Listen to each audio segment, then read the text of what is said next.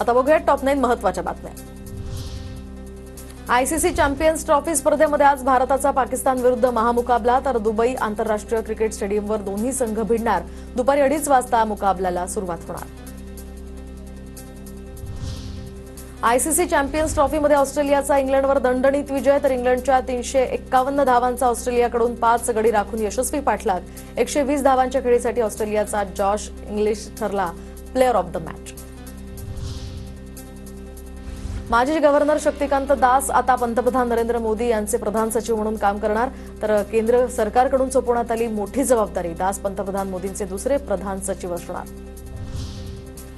अहिल्यानगरमधील 2,46,000 शेतकऱ्यांचं 224 कोटींचं दुधाचं उत्पादन अनुदान अजूनही थकीत, तर दुधाचं अनुदान रखडल्यामुळे शेतकऱ्यांकडून आता मागणी। राज्य सरकारकडून दुधाला प्रति लिटर 7 रुपयांचं अनुदान जाहीर। छत्रपती संभाजीनगरच्या जिल्हा दूध उत्पादक संघाकडून गाईच्या दुधामध्ये 2 रुपयांची वाढ, तर 32 रुपये प्रति लिटर दरानं आता दुधाची विक्री सुरू। मध्य महाराष्ट्र मराठवाड्यामध्ये आजपासून पावसाचा इशारा। चक्राकार या वाऱ्यांमुळे आता कमी दाबाचा पट्टा तयार झाल्यामुळे पावसाचा अंदाज, तर दुसरीकडे होळीपूर्वीच उन्हाचा चटका सुद्धा वाढलाय। उत्तर प्रदेशातील प्रयागराज या ठिकाणी सुरू असलेल्या महाकुंभमध्ये आतापर्यंत 60 कोटी भाविकांनी स्नान केल्याचा यूपी सरकारचा दावा। 13 जानेवारीला सुरू झालेला महाकुंभ बुधवारी 26 फेब्रुवारीला समाप्त होणार।